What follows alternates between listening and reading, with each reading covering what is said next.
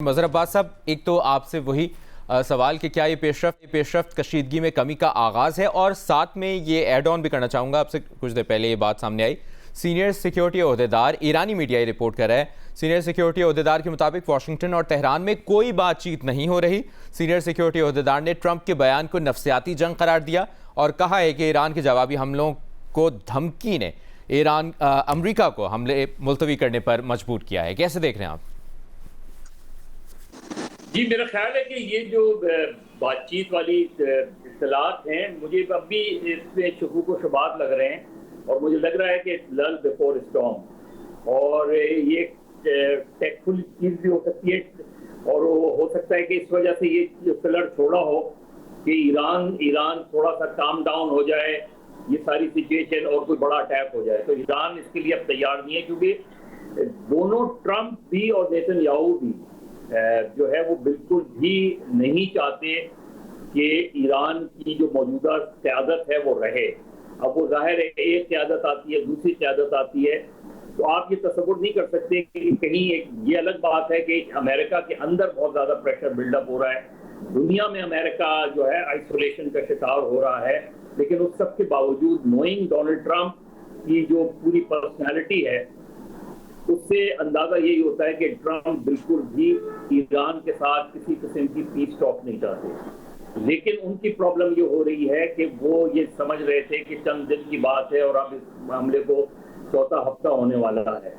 اور ایران اپنی جگہ کھڑا ہوا ہے. ظاہر ہے ایران کے اندر بہت سے پرابلم یقیناً ہو رہے ہوں گے،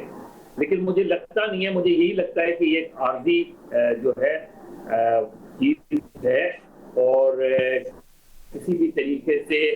ایران کی جو ٹیکٹس ہیں اس نے بہت سرپرائز کیا ہے اسرائیل کو بھی اور امریکہ کو بھی.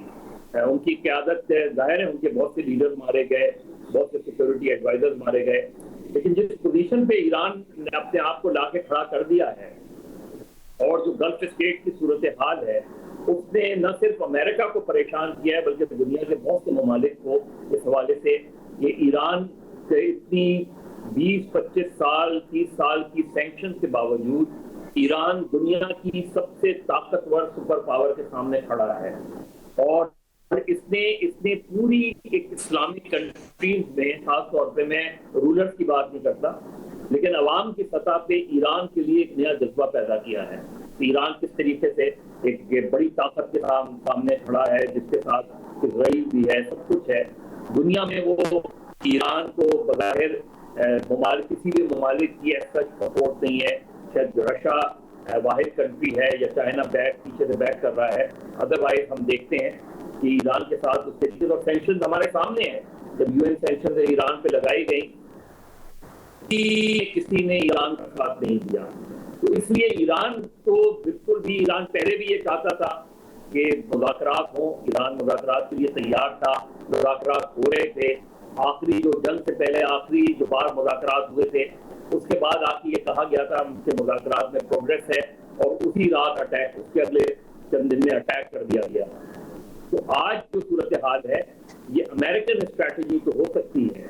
اور یہ اسٹریٹجی ظاہر ہے تو پیس ٹاک کی طرف نہیں لے جائے گی. یہ ہمیشہ یہ کسی بڑے حملے سے پہلے تھوڑا سا بریک چاہ رہے ہیں، لیکن مجھے لگتا ہے کہ یہ عارضی ارینجمنٹ ہے، اور اس کے بعد جو صورتحال ہوگی وہ کافی خوفناک ہو سکتی ہے. ہو سکتا ہے میں غلط ہوں، خدا کرے میں غلط ہوں، اور یہ پیس ٹاک جو ہے کوئی کسی طرح کی جو بات ہو یہ درست ثابت ہو.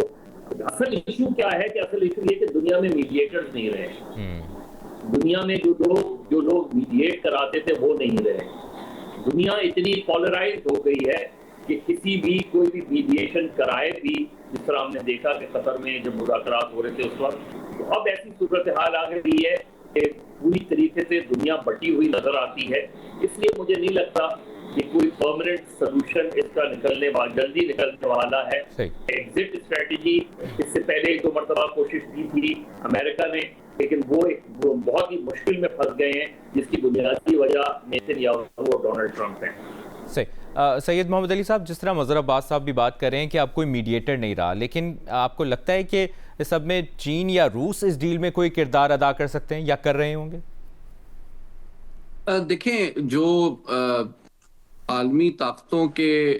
تصادم کی تاریخ ہے، اس میں امریکہ کا جو موجودہ بیہیویئر ہے وہ بالکل سمجھ میں آتا ہے. وہ انسیکیور ہیں چین کے رائز سے، رشیا کے ریسرجنس سے، اور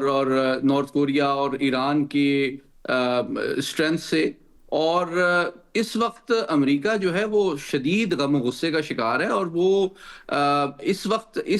وہ پیس کی جانب متوجہ ہونے سے زیادہ وہ ایک ڈیسپریٹ اور زیادہ ڈراسٹک ایکشن کے انفارچونیٹلی میں جو احتمال ہے اس کو زیادہ سامنے دیکھ رہا ہوں. اور دوسری بات یہ ہے کہ دیکھیے پچھلے ہفتے اکانومسٹ کی کور سٹوری تھی، اس میں صدر ٹرمپ کے بارے میں یہی کہا گیا تھا کہ جناب ہی از اے بیڈ لوزر، اور جو بیڈ لوزر ہوتا ہے ہی کین بی ویری ڈینجرس، کیونکہ وہ پھر بہت ڈراسٹک ایکشنز لے سکتا ہے. اور جس طرح کہ آپ جانتے ہیں شروع میں بھی کہا گیا کہ ان کو انٹیلیجنس اور پینٹاگون کی طرف سے جو بریفنگ دی گئی، وہ آپ کے پروگرام پہ میں پہلے بھی کہہ چکا ہوں کہ ان کو بتایا دیا گیا تھا کہ کوئی کوئک کلین ڈیسائسو وکٹری آپ کو ایران کے خلاف نہیں ملنے والی ہے. یہ ان کی فوج اور انٹیلیجنس کی اسسمنٹ تھی. لیکن بہرحال کمانڈر ان چیف تو ٹرمپ صاحب ہیں، انہی کا فیصلہ تھا کہ جنگ میں جانا ہے. اب وہ بھگت رہے ہیں. تو جہاں تک آپ نے چین اور روس کی بات کی، میری رائے اور اسسمنٹ اس حوالے سے بالکل مختلف ہے. اور میں سمجھتا ہوں کہ چین اور روس چاہیں گے کہ یہ جنگ طویل چلے، اور اس میں ان کا بڑا فائدہ ہے، کیونکہ روس تو سب سے زیادہ فائدہ اٹھا رہا ہے اس جنگ کا. تیل بھی مہنگا ہو رہا ہے، اس کا تیل بک بھی رہا ہے، اس کے اوپر پابندیاں بھی ختم ہو رہی ہیں. اور جس طرح 3-4 سال روس کو پھنسایا گیا ہے یوکرین جنگ میں، اس کی پاور، وسائل، معیشت کو تباہ اور ضائع کرنے کے لیے، ابھی تو پیوٹن صاحب مسکرا رہے ہوں گے کہ جناب بالکل اسی قسم کا موقع ان کے پاس ایران کی صورت میں آ گیا ہے کہ ایران میں مغربی طاقتوں اور امریکہ کو پھنسا کے چند مہینوں یا سال ان کی طاقت بھی ضائع کی جائے، وسائل بھی ضائع کیے جائیں، ان کو امبیرس بھی کیا جائے دنیا کے سامنے، اور ساتھ ہی ساتھ جو ہے وہ مطلب ایک طرح سے ان کی جو سپلائی لائن ہے ہتھیاروں کی جو یوکرین کی جانب جا رہی ہے اس کو ڈائیورٹ کیا جائے، تاکہ ان کی افواج زیادہ بہتر اور تیزی سے یوکرین کے محاذ پر پیش قدمی کر سکیں. تو روس تو چاہے گا کہ یہ جنگ چلتی رہے جتنے سال چل سکتی ہے. جہاں تک چین کا بھی معاملہ ہے، امریکہ کی نیشنل سیکیورٹی اسٹریٹجی میں سب سے بڑا حریف جو ہے امریکہ کا وہ چین ہے. تو چین بھی چاہے گا کہ یہ جنگ جتنا زیادہ عرصہ چلے گی اور امریکہ کے جتنے وسائل اور طاقت ضائع ہوگی، اتنے کم وسائل اس کے پاس اویلیبل ہوں گے چین کے خلاف اس کو کنٹین کرنے میں. اس کا جو پورا پیوٹ آف ایشیا کی اسٹریٹجی تھی وہ اس کی وجہ سے ڈسٹرب ہو رہی ہے. اس وقت میں آخری بات آپ سے کرتا چلوں، ساؤتھ کوریا جو ہے وہ ایک میجر ایلائی ہے امریکہ کا، اس کو انہوں نے ایکسٹینڈڈ ڈیٹرنس دیا ہوا ہے. وہاں سے پیٹریٹ اور تھیڈ کی بیٹریز اٹھا کے ان کو لایا جا رہا ہے مشرق وسطیٰ میں، اور ایسے ٹائم پہ جبکہ نارتھ کوریا بہت اگریسو میزائل ٹیسٹ کر رہا ہے. تو اس سے ثابت ہوتا ہے کہ اسرائیل کو اس خطے کا ٹھیکیدار بنانا، اس کے خلاف بیلنس آف پاور کو ختم کرنا امریکہ کا بہت امپورٹنٹ آبجیکٹو ہے. اور اس کے لیے وہ یورپی طاقتوں کو مجبور بھی کر سکتے ہیں، اور مشرقی جو کوارڈ کے کنٹریز ہیں، آسٹریلیا ہو جائے یا جاپان یا ساؤتھ کوریا ہو سکتا ہے، ان کو انسیکیور بھی کر سکتے ہیں. تو امریکہ نے اس جنگ کے نتیجے میں اپنی عالمی اور علاقائی ترجیحات کو بھی بالکل واضح کر دیا ہے.